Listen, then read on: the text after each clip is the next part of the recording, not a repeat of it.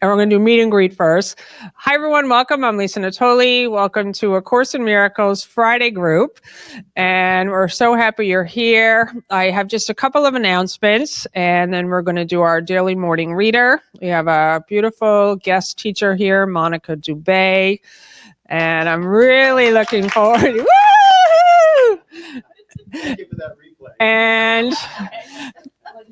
And so the announcements that I have is, the first one is I have a book study group with Byron Katie's newly published book, A Mind at Home with Itself. And I did an interview with her and Stephen Mitchell yesterday, and that's on Facebook right now. We're going to put it up on my website in a moment. And it's a great book for anyone who does want to have that direct experience with questioning your thoughts, identifying the thoughts that are making you suffer and questioning them and coming back to your true nature. And so you can sign up on my website for a free book study. We're doing 4 more Monday nights from 7 o'clock to 8:30 p.m. It's lisanatoli.com/book study. lisanatoli.com/book study, and just sign up. It's totally free, and it's 900 people on the mailing list right now who are reading the book. It's a great community on Facebook, and you're invited to join us. And Bill also has a book study group with Rupert Spira called Pure Presence, and you can find information on his website, billfree.com. And on the Teachers of God website, there's so many online programs that you can sign up for. The 40-day program, Living in Purpose, True Prosperity, and ACIM 365 for the workbook lessons, yes. And we're doing an online workshop tomorrow morning, Saturday, from 10 a.m. to 12 p.m., totally free.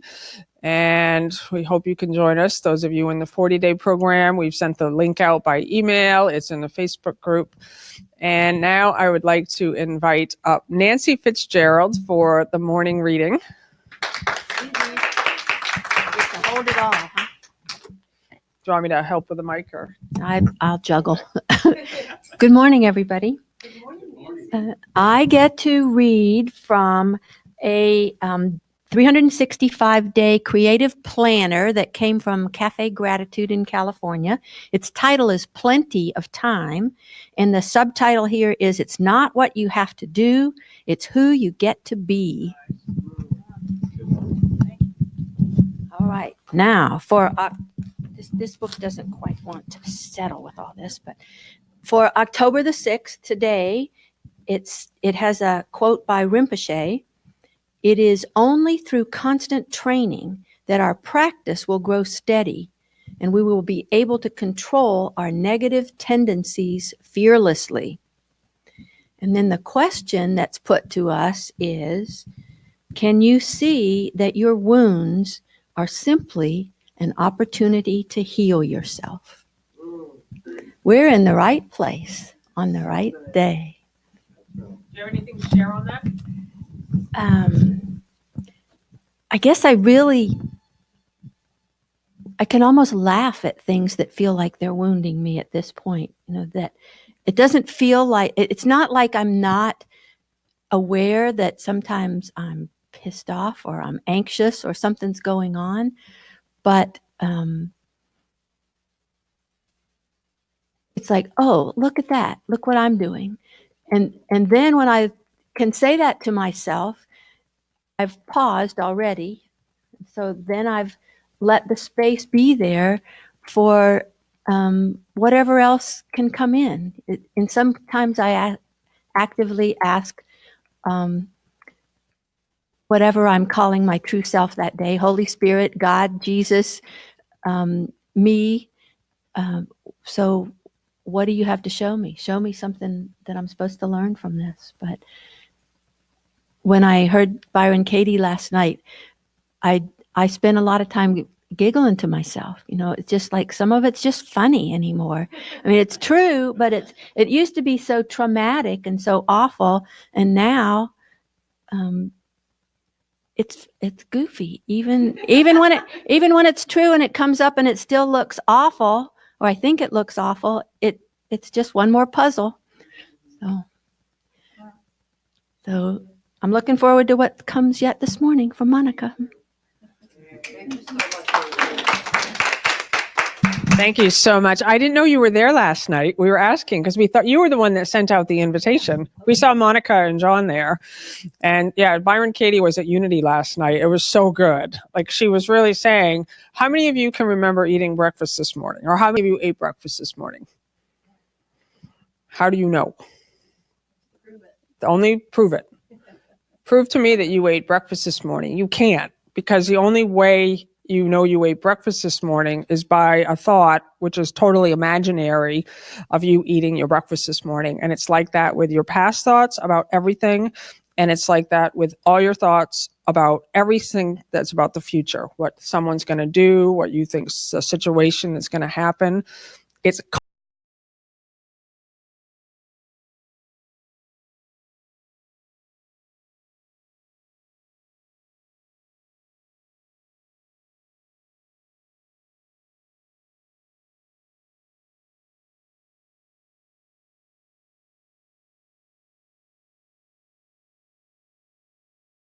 somebody was saying about, I couldn't hear entirely what the whole thing was, but I think she was saying that she was beaten or something, and Katie was using the idea of having a hole in your arm. And she was saying, how so often we think, well, my body shouldn't be like this, my situation shouldn't be like this, I have cancer, I have a hole in my arm. She says, how do you know that that's a problem except through your comparison? Like somebody had once said to her, how come you don't manifest a younger body? And she says, why would I? This is the body I have now. I love it. Why would I do that? Why accept comparisons that somehow that would be a better body for you? A judgment. It's total judging who you are and what you are. So I love last night too. One more announcement. Bonnie Kimball had knee surgery yesterday, as most of us knew, and it went very well.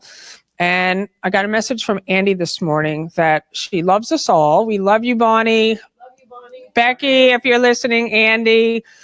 But she doesn't right now want any visitors, and we can all understand that. And so let's just all send all that love from the place we are, and no visitation today. And so if we can all join and meet and greet and just really hold each other as seeing the Christ in one another. I love you guys.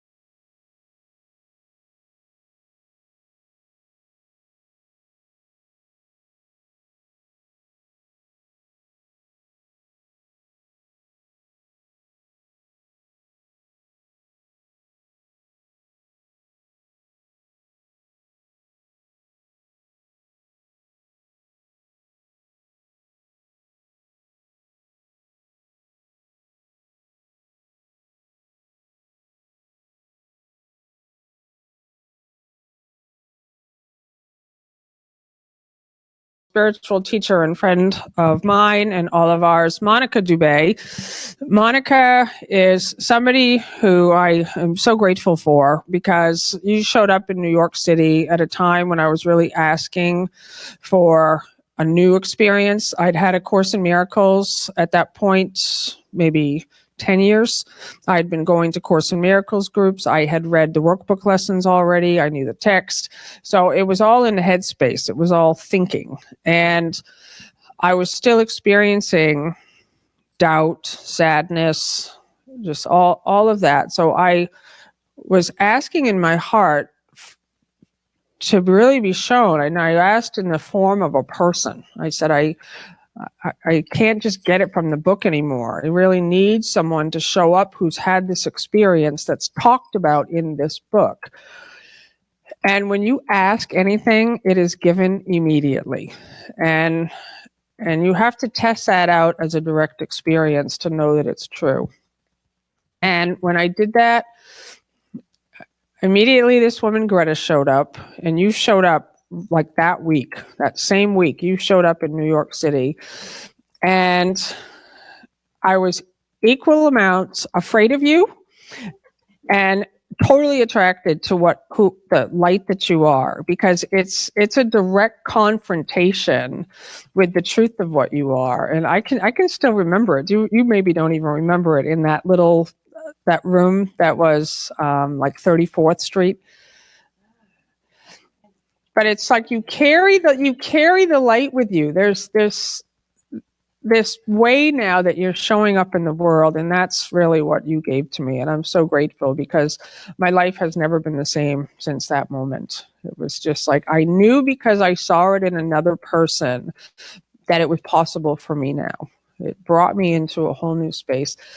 And Monica has now dedicated her life to helping other people with this work. Her website is called healyourmindhealyourlife.com. She does a lot of workshops, private counseling and coaching. She has an office in Newburyport, Massachusetts. And it is with deep gratitude and pleasure I give to you Monica Dubay.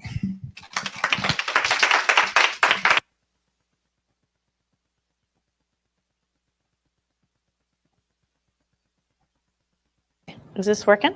That's working. Okay, great. Good morning, everyone. I'm really happy to be here and happy to have the live streamers as well. I'm going to have to talk loud because I usually talk pretty softly. So bear with me. If I do, just wave your hand and say louder. It's Okay. loud. It is? Oh, good. I'm not going to yell now. Here, over here. Okay, good. All right, great.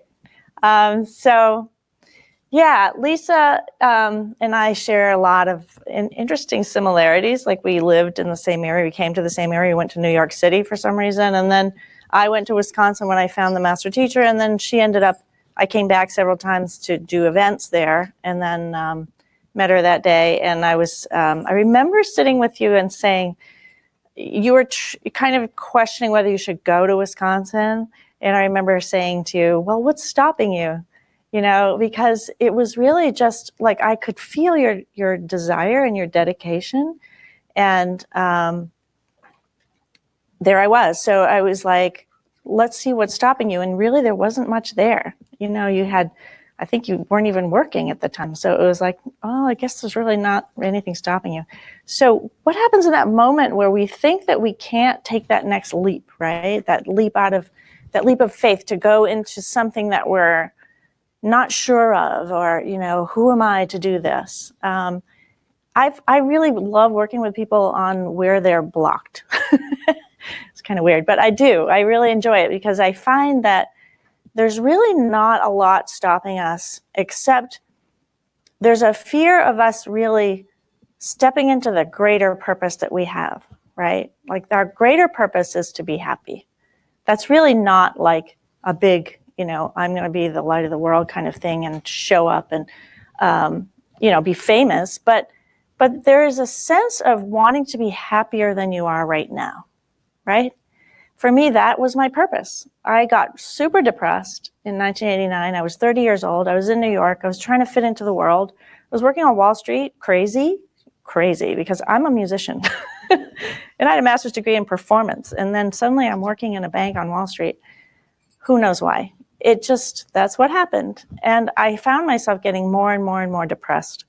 And that depression brought me to my knees, and it brought me to a place where I realized something was going on that I didn't know, that I couldn't see. And I recognized that one thing was, if I don't get help, I'm going to die.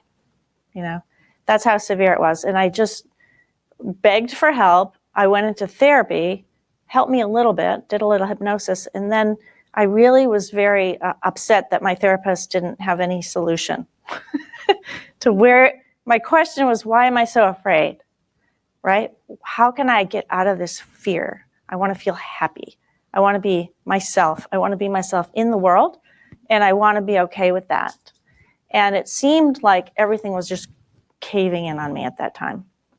And so the answer was given me through a series of events that brought me to A Course in Miracles. It brought me to going to Marianne Williamson's lectures, doing the workbook, just basically opening the workbook up and reading it every day. And that completely transformed my life. Within a couple of months, I was happier, I was freer, I found a sense of purpose for my life.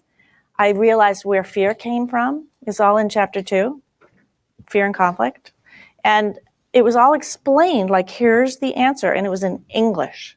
And then I saw that it was from my Savior, the mind of Jesus, and that was also really revelatory. Like, how could he have done this? How could he have brought this book to the world at the moment I needed it the most, you know? Because I was in New York, and I think it was just about 20 years after it had been published. So I was really thrilled, and something just within me clicked, and a voice started speaking to me.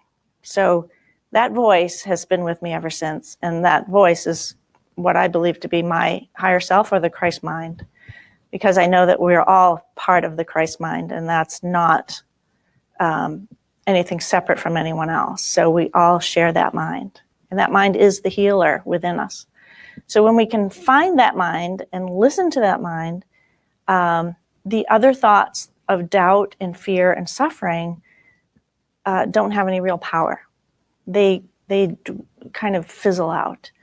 It does take work to get them to fizzle out. If you're in deep pain, you're going to need some help.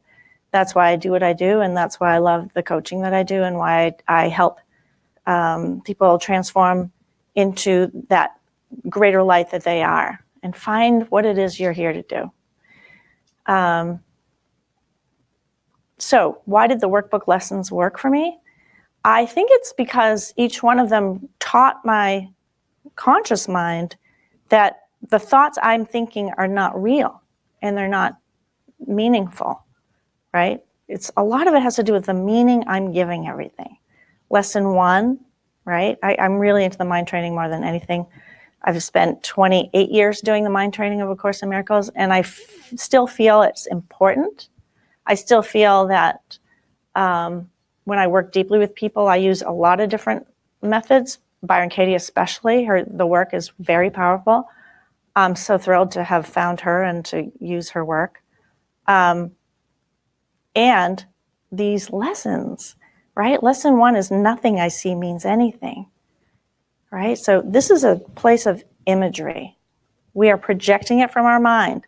This is the place where we have given meaning to everything we see, okay? And it's the same in every spiritual tradition that teaches the kingdom of heaven is within you, right? So you've got this mind in your mind, because you are the mind, the Christ mind, but you've got this other little mind that's wreaking havoc on the Christ mind, and it's like having a temper tantrum, and it's throwing these upsetting thoughts your way all the time. And what I'm realizing is that as I do the work with people so much, it's like we can't really give those thoughts of fear and guilt and shame really that much meaning anymore. Like Nancy was saying, like, I just start laughing at myself.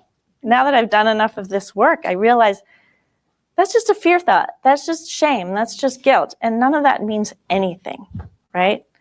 So if you're new to the Course in Miracles, I really highly advise you to do the workbook.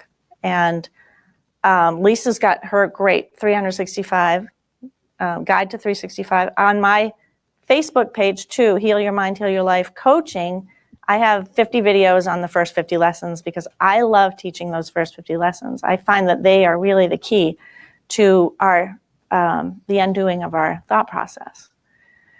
So each lesson is a gem. It's a gift to us. It's a miracle.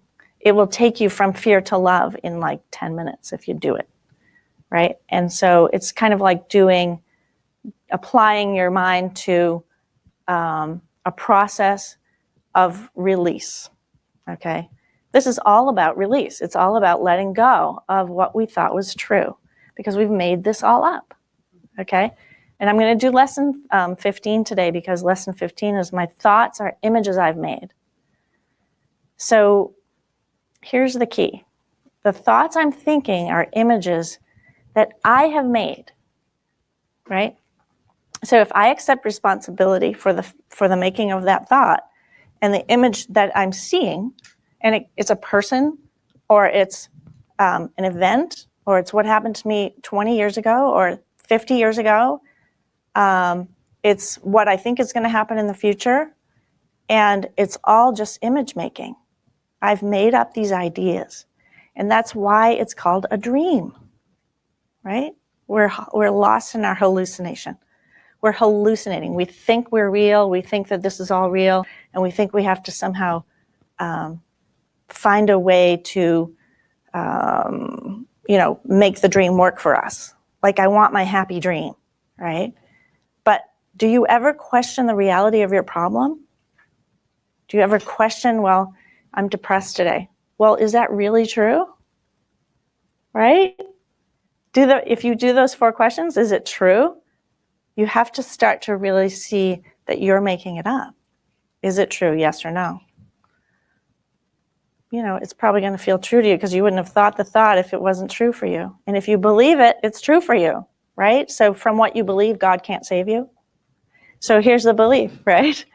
The belief is, I'm depressed today. All right, so I'm depressed today. Is it true? Well, if I believe it, it's true for me. But am I absolutely sure that it's true? Right? These are so simple, these questions, that they work so perfectly. It's Byron Katie's work. All right, so am I absolutely sure? No, but I'm just thinking that thought today. Okay, so how do I react? I'm depressed today. Well, I react with depression, with sadness and sorrow, and and then I make up a story about it. It's because of my boyfriend. It's because of my dad who mistreated me, or it's because of something I'm thinking about from the past, or something that happened 5 minutes ago. But you're still thinking the thought, I'm depressed today. So you're getting the reaction, you're getting the result of your thought. You always do in every single moment. You get the result of your thoughts. That's what's key, is that you recognize that. The first step is just to recognize it. I'm reacting to a thought, and that thought is optional. I don't have to believe that thought, right? Most of us think, oh, but it's true because I'm thinking it. That doesn't make it true, okay? It really doesn't make it true. It's like, I'm thinking that thought. Yeah, you're thinking that thought. Okay, is it working? Are you happy about it? Do you like it? So if you say, no, I don't like it, then let your mind open to the possibility that there's another choice, right, that you could have right now, right? And that's the 4th question. Who would you be without it? Who would you be if you didn't believe the thought, I'm depressed today? And if you are depressed today, I hope this is going to help you to see that you're choosing to be depressed today. Yeah, it's kind of confrontational. Yeah, it is very confrontational. You don't have to be depressed. You don't have to stay there. And I'm very familiar with depression, so I know what I'm speaking about. It's insulting to the ego to say you don't have to be depressed. You don't have to have the pain about your dad that abused you. You don't have to have the pain about, your finances. You don't have to have all that pain. But it's true, you don't have to have that. So the key is, what do you want? Because from what you want, God can't save you, right? So if you want to suffer, you will. And if you want to be free, guess what? You can be free. And that's really how I see A Course in Miracles, is that when I got to the bottom of my bottom, right, I was so depressed. It was like, I'd rather die than stay this way. And so the answer was given, and then the voice started speaking to me, and lots of these events started happening in my life. But anyway, I want to go back to the fourth question. Who would I be without the thought that I'm depressed? Okay, think about that for a second. Who would I be? Just imagine you're a person who doesn't have the thought, I'm depressed. Right? It's another image you can make up in your mind. A person without the thought. Be that person for a minute. Okay? I don't have that thought today. Deep breath. It's just an idea. Right? So I'm not depressed. Right? Turn it around. I'm not depressed. Okay, so that's the opposite of that thought. Equally possible, right? Do you feel better? Does it make you feel better if you say I'm not depressed rather than I am depressed? What's the response, right? That's what you want to feel. It's all about you and what you're feeling and your experience as you bring yourself to this easy process. It's like, oh, so if I'm not depressed, then I feel happier. Even if it's just this much happier, it's happier, right? It's a little bit better. Okay, so why is it true that I'm not depressed? Well, I'm here, I showed up, I'm working with you guys, I'm seeing people who are smiling at me. I am breathing. I had breakfast. How do you know? Can you prove it? I can't prove it, but I feel good. My stomach's full. Prove it. Yeah, but that's a good reason not to be depressed. I'm in love. I'm open to a new experience of what love really is, right? What else? I am alive. I'm on planet Earth. That doesn't have to be a depressing thought. Planet Earth is actually a place where you can set yourself free.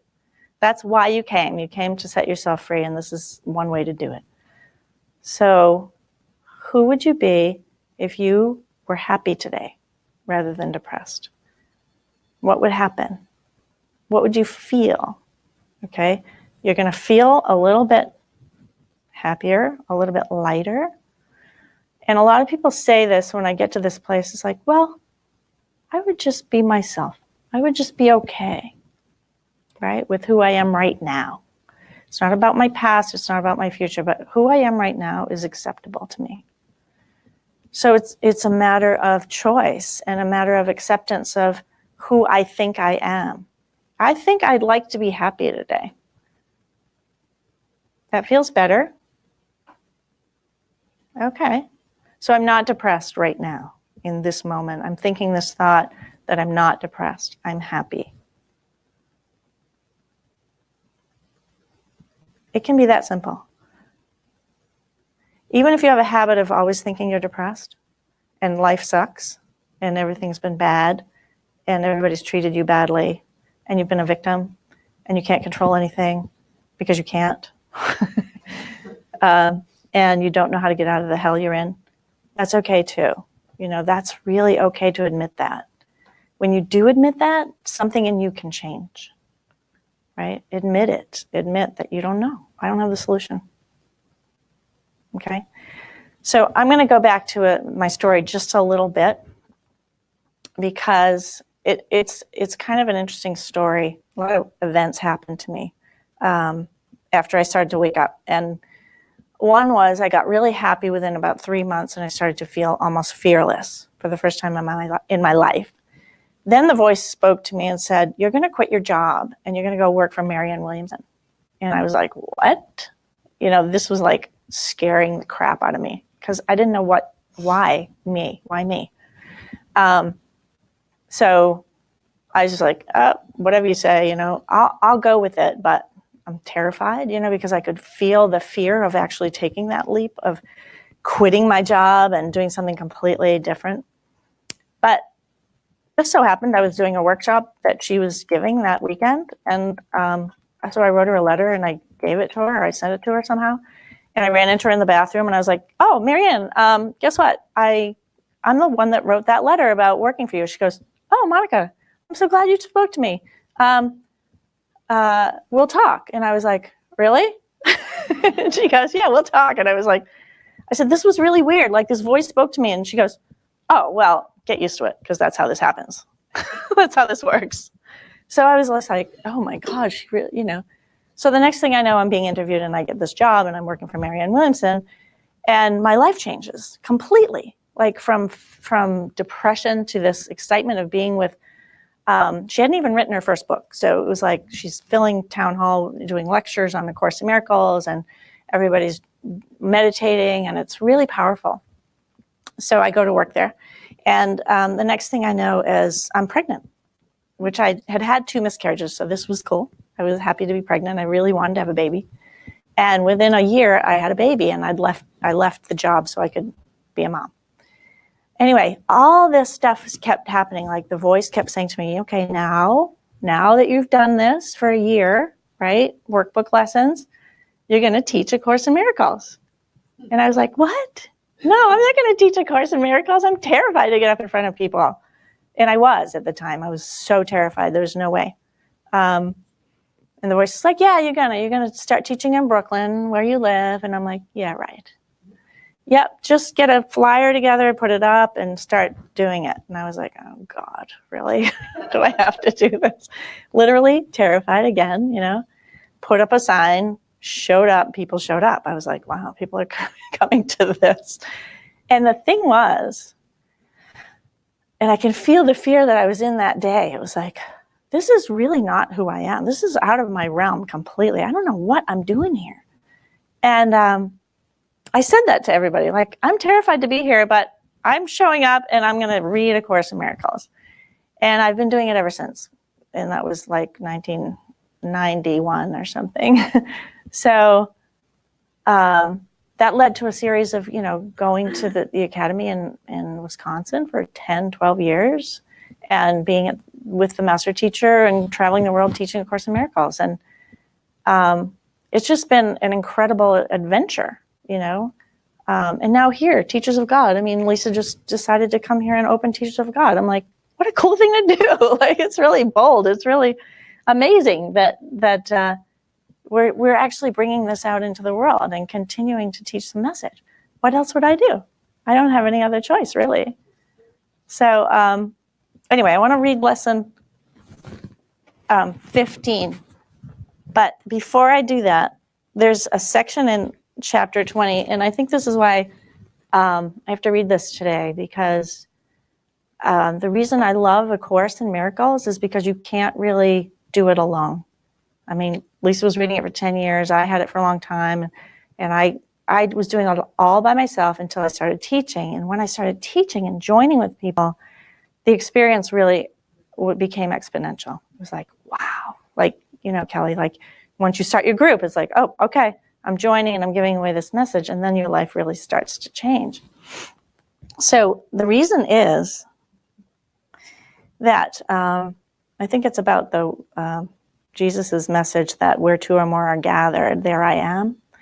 Because it is about recognizing that you don't get into heaven without your brother or your sister. You don't get in there. You can't really completely embrace the whole teaching and free your mind entirely without including your brother with you. That's because your brother is you, right? Your brother is an image you've made. You've made up an image that's you sitting there in the body, and I see you and I love you. But if I don't love you, I'm judging you. And if I'm judging you, I'm really screwed. And I'm in hell. So I don't want to do that anymore. And I need my brother to reflect to me where I do that still, right? Where do I still judge? Where do I hold myself separate from you? I had an experience just last night where I was saying goodbye to my boyfriend. And after seeing Byron Katie, and I suddenly went into this total sadness. And it was really weird. It just came over me. And I was like, I don't know what's going on. He goes, are you okay? I'm like, no, but I don't know what this is. And the next thing I knew, I was like, I think I just have to go home. Like, I just feel really separate from you right now. I don't know why. And he goes, oh, okay. So do you want to talk about it? And I'm like, I can't. It just was a real intense feeling that just, you know how that happens to you sometimes? It's like, whoa, what is this? And You're talking to him now because he's listening. Hi, honey. So I had to include that in. Just saying. Yeah, oh, thank you. But it was really an amazing thing because I obviously was projecting something onto him, and I didn't know what it was. I got home, I went to sleep because I was like, ugh. Woke up at 3 a.m. and of course I have to dig out the work, Byron Katie, and look at my thought. And my thought was, my boyfriend doesn't care about me. You know, something triggered it. Doesn't matter what it was, but my thought was that, and it was so extremely painful. I did the work and I looked at it and I looked at how do you react when you believe that, and it's like, ugh, you know, I feel like shit. I feel like we're gonna break up. I feel like I can't count on him. You know, everything that came as a result was this horrible experience. And then it became clear that I was thinking he was going to be like my other relationships. And I've had 3 marriages. So it's like, oh, I don't want that again. Right. So I looked deeply at that and I was thinking that thought. And then it was just like, okay, so I went deeper and deeper into the thought. And finally got to this place where I saw that that was just a thought I was thinking, right? Who would I be without it? Who would I be without the thought that my boyfriend doesn't care about me?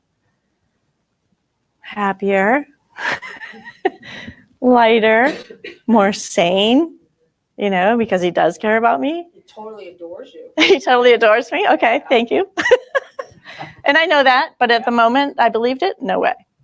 No, we were breaking up in my mind. So even this morning, like I felt it lift, but I was still feeling the residual of it by myself. I needed to call him and talk to him and tell him that I went through that. And he was so incredibly lovely and so compassionate that he was right there, and I was crying some more. And then I just really saw that that's what I'm doing with my relationships. That's what they're for. It's not all hunky-dory when you fall in love. A lot of it is, but a lot of it is when you have to go deep and you have to look at, oh, where am I resisting? Where are my deep beliefs that I'm bringing in from, you know, maybe it was my childhood. I'm sure it was. You know, I had 8 brothers and sisters, and it was tough, you know, growing up with that many people in your life. But I know that it didn't matter where it was from, because that's still just imagery, right? So I want to get to this part about entering the ark, because when you enter a relationship, and we all are really in relationship with each other, it's not about my boyfriend, but it's about every relationship that I have in my life. And every single relationship I have in my life is precious to me, because I see them as reflections of where I need to look and where I'm hiding. And if I am hiding, I need you to help me not hide anymore. I don't want to hide. I don't want to stay separate, because when I'm separate, I'm really in pain. And so that's the beauty of having someone help you through these deep moments. But I really want to say that the reason that this works, and why we have a Teachers of God Foundation, and why we had an association in Wisconsin and all the other groups that are doing A Course in Miracles all over the world, is because we do need help to help each other out of the hell that we're in. We need to show that I'm here for you, right? And I'm choosing freedom. And I'm choosing freedom for myself and for everyone that I meet, everyone in my life. And the whole world, of course. But I don't need to be responsible for the whole world. I'm responsible for myself and for the relationships I have. And so I take it really seriously, and I'm really dedicated to those relationships. And I want to read this paragraph to say why this is so powerful. When you give up your grievances, right, or your resentments, or your feelings of betrayal or victimization or whatever it is, those who choose freedom will experience only its results. This gets very uncompromising in this. When you choose freedom, you're only going to experience those results. So if your motivation is to be free, which I hope it is, I don't think you'd be listening to this if it wasn't, right? You wouldn't pick up A Course in Miracles. So your motivation is freedom, and your motivation is to be happy, right? And that's freedom. That's the same thing. So their power is of God. This is us, those who are choosing freedom. Their power is of God, and they will give it only to what God has given to share with them. So God has given you your relationships to share with them. Okay? This is the time of rebirth, right? The Christ mind is coming into the earth as the solution to our problems of insanity. And we do this through relationship. We do this through joining. We do this through sharing, through recognizing that I'm not separate from you and I'm not separate from anything. But I have to share what I know to be true or I'll still be suffering, right? I have to be bold enough to stand up and go, I'm in pain right now and I need help. And have the courage to pick up the phone. It's like making an amends. You have the courage to pick up the phone and say, I was wrong. I'm confused. And I don't know how to handle this, or I don't know how to solve this problem. Because obviously I've made it real and I need help. Okay, I've made up a problem that's not real, but I think it's real. Okay? And that's true forgiveness, is when you recognize I need help and I need to ask for forgiveness. I need to share that with someone else. That's why this works. That's why a 12-step program works. That's why doing the work of Byron Katie works, because you grab someone and you say, help me.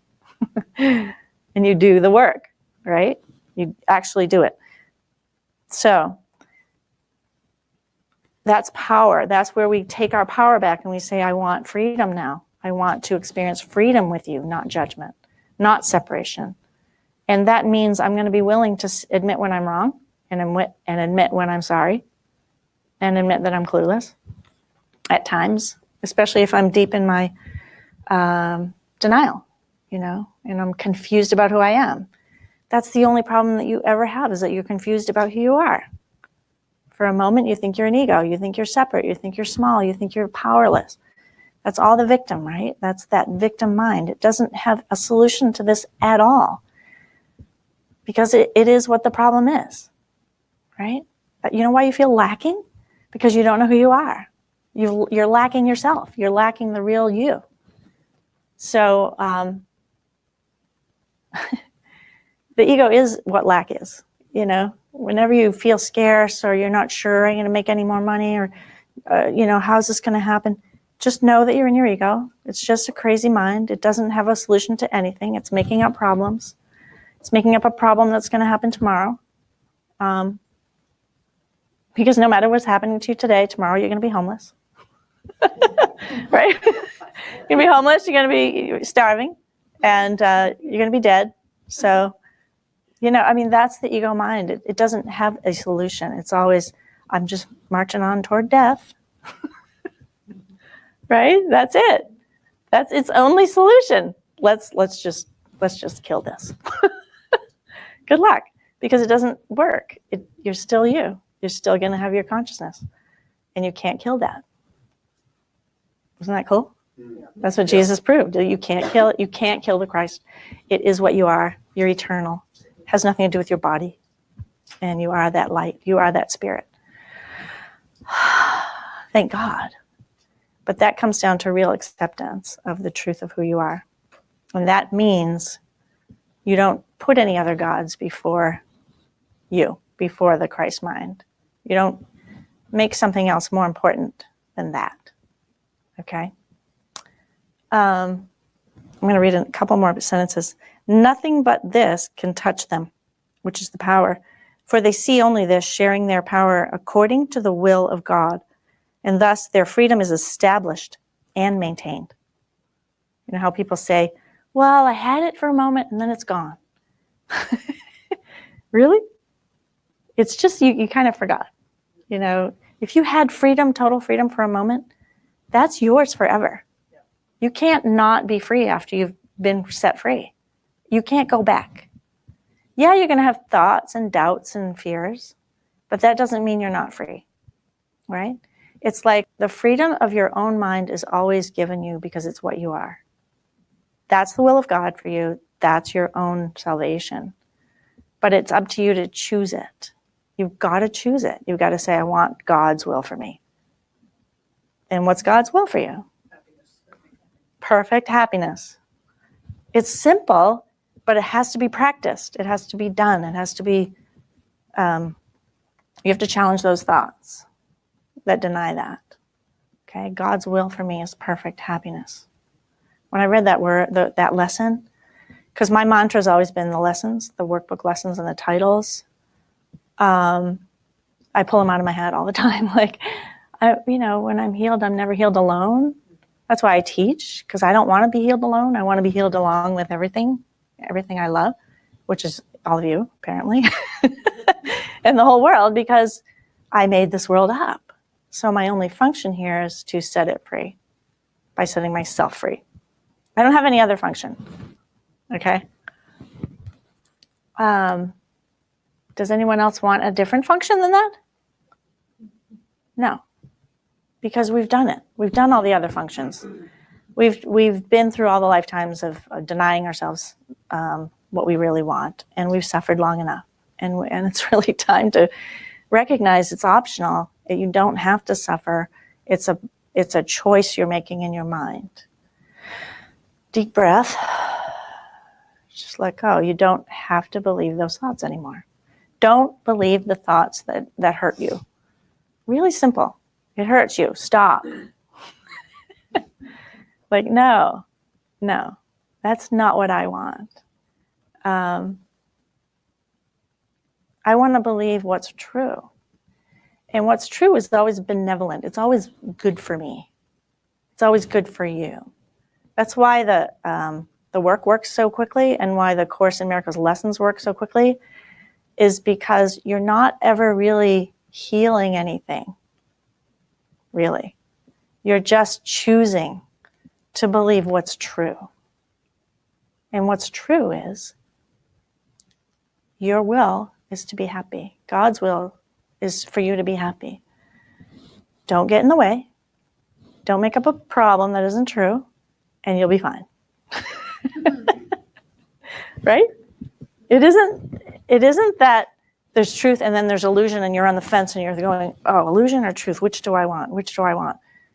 No, you're already in the truth. You are that. You're having a delusional thoughts occasionally, but the truth of you knows when you're unhappy. It feels bad. And that's your barometer. It feels bad. I must not be sane right now. Okay, good. Let's go there. Let's go to where it feels really bad, and let's make it feel really bad. Really, really bad for a moment by looking at the thought. My boyfriend doesn't care about me. Yuck. Yeah, but that's all I was thinking, so shift it. What would I really rather believe? Right? What do I really want to believe? That I care about me and my boyfriend cares about me, which is the truth. It's very, very simple. And sometimes I go, why is this taking so long? It's so simple. But I think the Course says we're always asking for far too little.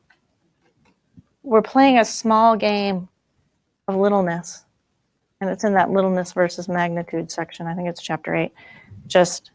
I'm playing a small game. I'm playing a game of suffering. I'm playing a game of who do I think I am? Who would I be if I were this bold, loving self who could, say whatever comes out of my mouth, because I never know what's going to come out of my mouth. Well, yeah, I'm going to just do that then. Is that okay? I think it's okay. It's better than not. It's better than playing small and scared and being scared. So I invite you to step into the light of who you are by deciding these thoughts I'm thinking are just images I've made. I'll go to the lesson. I'm making up imagery. I think they're true. And I'm talking about the images of yourself, okay? Like if you look in the mirror and you go, oh, am I fat today? Or how do I look today? Or, and you're comparing how you looked yesterday. And all those thoughts, those are images, right? And then your images also are about the violence on TV obviously those are images. We're being fed a lot of that negative energy a lot. So do you want to believe that those images? And do you want to believe the imagery of you suffering endlessly until you die? That's another image. So as you do that, you can recognize that all your imagery is really hurting you. All the imagery of you in the future or you in the past brings you into pain. It brings you into ideas that aren't really true. So I want to read the lesson because I think this is really how I undo this, is to recognize it's a thought first. Then it's an image, right? Because the brain's always in pictures. And that image is an image I've made, and I can decide I don't like it and I don't want it, okay? This is an image I have made. It's because the thoughts you think appear as images that you do not recognize them as nothing, right? They're actually nothing. They're just pictures in your mind. You think them, and so you think you see them. So the mind that's thinking imagery thoughts or negative thoughts or however you want to, even benevolent thoughts, that mind can go, oh, I'm really happy today, and no, I'm really sad tomorrow. And it's just, it's always that duality. I'm great. No, I suck. And there's just that comparison mind. That mind is the problem that you have, and it's not real. It doesn't have any power over you. But this is how your seeing was made. Seeing in quotes, because it's not really seeing, it's perception and it's image making. Okay? This is the function you've given your body's eyes.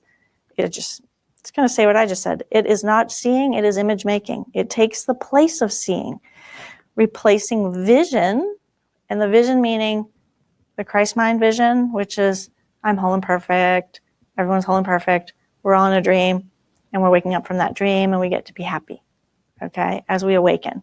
We get to choose to be happy. So as we go along, you're going to have light episodes, right? You're going to have moments where things go, there's light around everything. And you may not see that with your physical eyes, but you may feel it. Because when I had a huge light experience, the first time, it was like all this light came into my body and my mind for a few days. And it was so profound that all of a sudden I was like, wow, I'm completely different. I don't know who I am. And it was sudden, and it was just like, what is this? But it was a light episode. It was a true light episode where light came into me and shifted everything and changed my life entirely. I don't know how it happened. I think because I asked for it. I must have just said, is this real? Can I really disappear into light? Can I? Because I really was told that by a teacher, and I was like, oh my God, I could do that. And suddenly it was happening. And I haven't been the same since. And I don't know what else to tell you, except that I know that what I experience most of the time is that my mind is completely expanded from this realm, and I can choose to go where I want to go in that mind. And it's a different frequency or dimension or something, and it's all light. It's all light. It's pure light. I didn't know I was going to talk about that, but I'm glad I did. I mean, sometimes you just have to say what's coming out of your mouth. The reason is that I guess it's going to be helpful for someone to hear that it's possible to disappear. It's possible to wake up completely from the dream. I mean, it happened to Byron Katie. It's happened to Eckhart Tolle. It's happened to lots of people. It's a humbling experience because you recognize that everything you ever thought about yourself wasn't true. And that there's a whole different thing going on here than what you thought. And it's all about light. It's all about joining. It's all about the recognition that I can't be separate from you. And that makes me really happy. Because, the idea of separation is so painful to me to begin with that I can't imagine living my life feeling that those thoughts are real. Not anymore. I suffered. I know what it's like to feel that separation in a really deep way for a long time. And, so here's the other thing. Don't be afraid of these light episodes, okay? They may take many forms, different forms, some of them quite unexpected. Do not be afraid of them. They're signs that you're opening your eyes at last. You're actually able to see what's real and feel it and join with it. And there's a section in the course called Beyond the Body, and it really describes this really well. But it's not about something you can even read. You can't read about it and get it. I mean, it helps you because it prepares your mind for the experience. But honestly, my greatest experience of A Course in Miracles was when I got so devastated that I didn't know what to do. You know, my awakening came as a result of being completely devastated. And I didn't have a solution. And the next thing I knew is I was being saved from it. I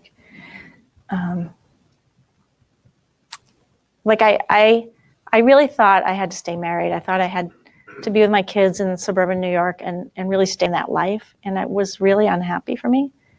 And so I was completely devastated when I recognized that I wasn't ever going to be happy if I stayed there. And I made a choice to leave, and I made a choice to awaken and free my mind. And it completely devastated my human existence mind, my ego mind, because it was like, what do you mean?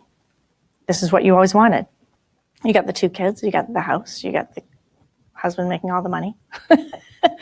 You get to decorate a house, you get all this stuff. But I was so alone, I was so separate that when the choice came to me, like, you don't have to stay here, you can live a completely different life and you'll be happy forever. That was what I was told in my mind. And I went, oh, okay, I guess I'll do that. I'll take, door number 3 because I don't care about the new car. I don't care about all that shit. It was like, no, I have a chance at really being free here. And you do. We're always being given that. We're always being given much more than we can accept. All right. So how do we do that? I don't really know how it's going to work for you. I don't know how your awakening will happen for you. I know that it's going to be completely unique and individual. And that when it does happen, you're going to be so happy because it's like, there isn't anything but that going on here. And the truth is always going to be true, right? The light and the love of who you really are will always be true, no matter where you find yourself or what circumstances you find yourself in. The truth goes with you wherever you go. God goes with you wherever you go. And stay open. Be a student, right? Stay a perpetual student of the truth, because it's when you give up your idea that, oh, I already know. I read that in Byron Katie's book. Oh, when I give up the idea that I think I know and that I'm a teacher of God or I'm this or I'm that, you're still assigning these identities to you out of a sense of lack, out of not knowing who you are. So my advice is to stay open, stay a student, stay completely uncertain of what to do next, of who to be, of how to even operate in the world. I don't know. I don't know what I'm supposed to do next. I do. Oh, Lisa knows what to do Can next. you talk more about what you just said about you are always given way more than you can accept? Okay. That's a good one. Okay, you're always given more than you can accept. Say the question for the listeners. Lisa said, You just said you are always given way more than you can accept. you're always given way more than you can accept. And what do you want me to say about that? Well, that's totally true. Like when you just said it. Wait, talk. So they can hear. She's going to get on the mic. Yay.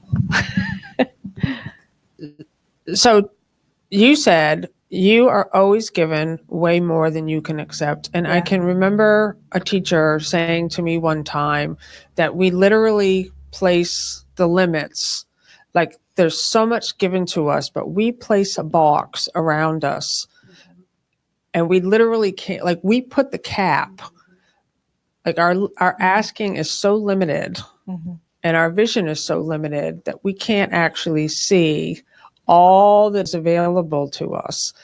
And so when you said it, I know it's true. And so how was that for you? Do you experience that you do that?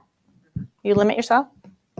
Well, now that I know that I was placing the limits on myself, there's an opening now where it's like I'm more and more aware that literally I have everything. Like things that just, when you're thinking about a problem or you're thinking about your lack or your limitation, you can't see all the gifts that are coming to you. That's true. Because your focus is on what's not true.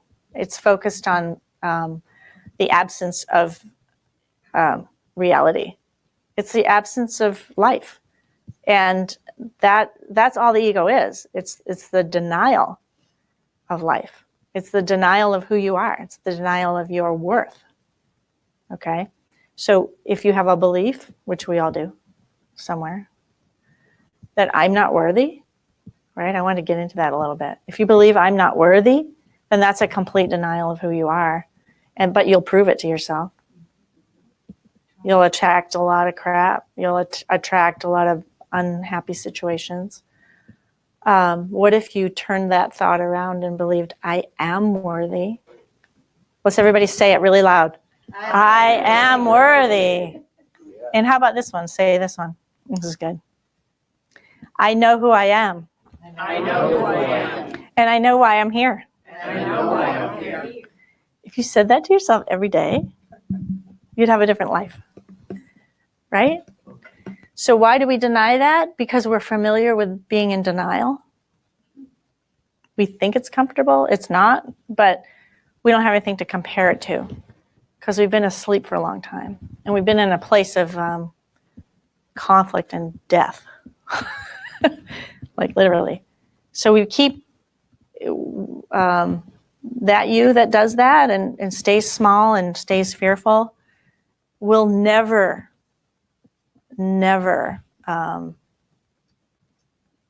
experience the truth of you because it's not real. It's the little you. It's the image you've made up.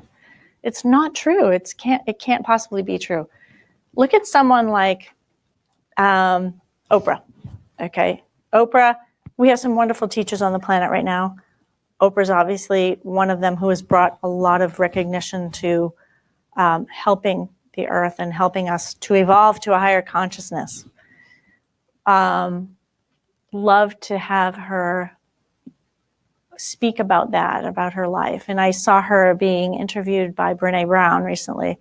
And I don't know if it was recently, but it was on YouTube. And she said, Brene was like, okay, so what's that voice in your head telling you, right? Because we have that voice. She said, well, you know, when I left my show and started my company of this new company I'm doing, she goes, the voice in my head came back and it said, who do you think you are? Right? She's Oprah. Like, come on. You know, she's amazing. And yet, there's that voice, right? So, I don't know where I'm going with that, except recognize that that voice will probably never leave you alone until you tell it, you know, enough. No, I don't need to listen to that, right? My choice is to be happy right now. And it's not about tomorrow. It's about right now. You have to decide, I want to be free today, right now. So let's say it again. I know who I am. I know who I am. And I know why I'm here. And I know why I'm here. Yeah. And I am worthy because I am the light of the world. Right? I am as God created me. I'm as God created me. Yes. And you don't really, okay. So this is why we deny that. We have an authority problem. That's in the course too. The course is brilliant. We have an authority problem. We think we made up ourselves. We think we created ourselves, right? Because we made up an image, a small little suffering image. So that's our problem. We made that up and then we think it's true. So, oh my God, look what I did to myself. God's going to punish me. No, he's not. He's like, what are you doing? Wake up.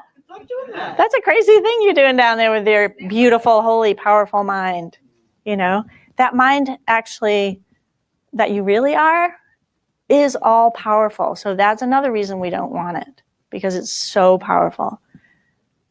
The power of love heals everything, creates everything. And look at the universe, right? I mean, it's created an entire universe. That's your mind. It's in you. That's what scares people too. They don't want to accept that, oh, I'm a creator. But the creatorship is where you get to be free and where you get to have fun. So in my transformation program, I teach people how to harness the power of their creativity. How can I create my life to be freer, happier, more purposeful, more joyful? You know, that's my free gift on my website. HealYourMindHealYourLife.com is a workbook and the 10 steps to create your life's desire. And it's really powerful. It's 10 easy steps to do if you, and this is another thing.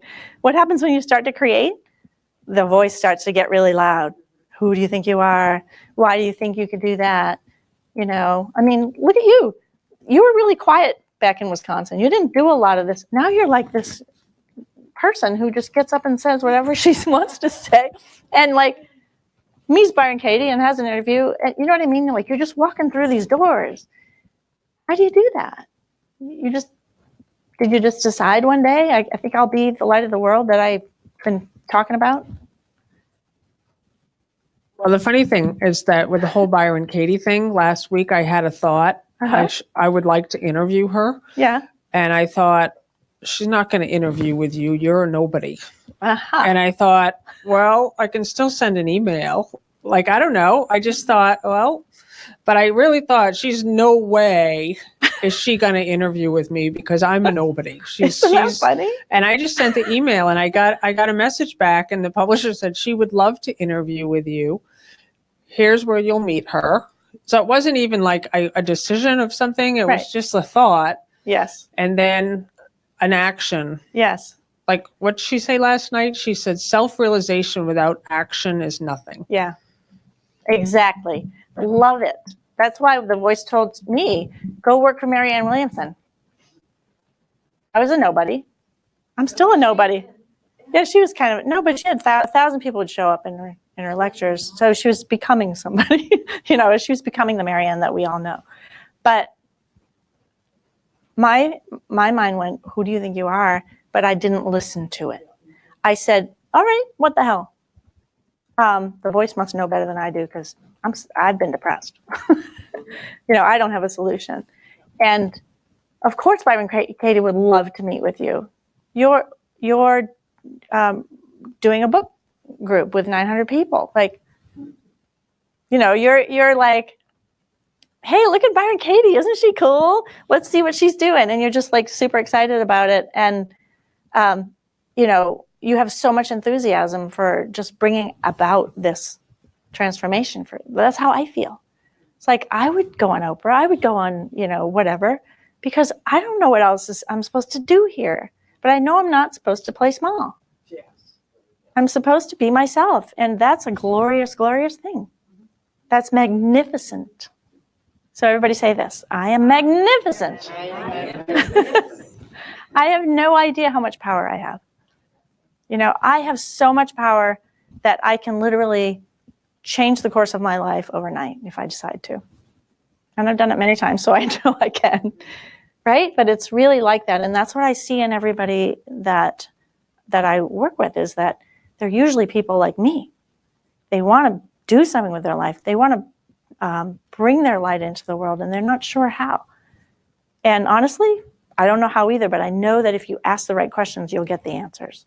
And you discover it within you, right? You discover because to find your real purpose is really not about, oh, somebody just tell me what my purpose is. Is it in a book I could read? No, it's really comes from within you, and it comes from a place of purity and sacredness and innocence, right? Do you remember when you were a little kid and you were happy? I don't know what you were doing, but think about that moment. I was really happy as a little kid. I remember when I was 8 years old. I have a really great memory of being 8 years old. That just was so miraculous. I was in Boston, and we were at the Hatch Shell. We were listening to the Boston Pops with my parents. I don't think we'd ever done that before, but there we were. And they asked for all the 8-year-olds to come up on stage. So I got to run up on stage with my cousin who was 8, and they gave us instruments. Yep. And so we all played these instruments with the Boston Pops, how amazing that must have been at 8 years old. And it affected me so much that I became a musician, and I studied music for years and years. So how'd that happen? You created it. I created it. Exactly. And everything that's happening to me right now, I create because I want to be free. And I want everyone to be free. I don't have any other reason to be here. I really don't have any other agenda. All right, questions. We have 1 minute. So we have 1 minute. 1 minute. I just posted your link to your website Thanks, to Bill. the live streamers. Okay. And if you want to say anything about that, and then you have 1 minute left. Yeah, I thought you were Okay. on your website. Okay, so the website has a lot of free stuff on it, blog posts and classes. But if you download my free gift, you'll get on my list. And then every time I send out a notice, which is usually like, here's my next video, or here's, I would love for you to do that if you want to. It also includes a meditation, 15 minutes, releasing 11 negative self-sabotaging beliefs that in 15 minutes can be released from your subconscious. I work really quickly, and I like to work deeply in the subconscious because that's where we're stuck. And it's our DNA blueprint is to be free of all that. We are not sent here to be stuck. We're sent here to be free. And we know that. As light workers, we know we came here to bring in a certain frequency and to free people's minds. And how we do that is what we have to discover. And that's how I work with people. Also, my Facebook page called Heal Your Mind, Heal Your Life Coaching. If you like that page, go to the videos and watch the free videos on the Course in Miracles lessons, first 50 lessons. And I'm enjoying that. That's fun. Video is a new thing for me. So that's it?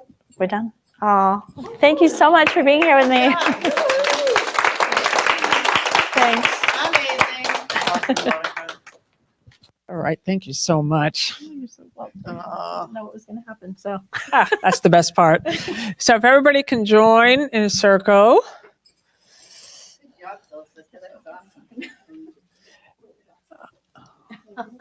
Awesome, Bill.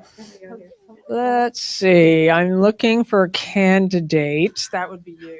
Will you close us in prayer? Sure. You want to come over here? Come right in. Okay, so thank you, everybody. So if you would like to support this space to pay for it, there's a donation box in the back. We appreciate your support and your generosity. And before the closing prayer from this light beam, light being of light, we will bless the tithes and the offering with a unity love offering. Divine love As me blesses and multiplies all that I I am, all that I have, all that I give, and all that I receive. Thank you, Chris.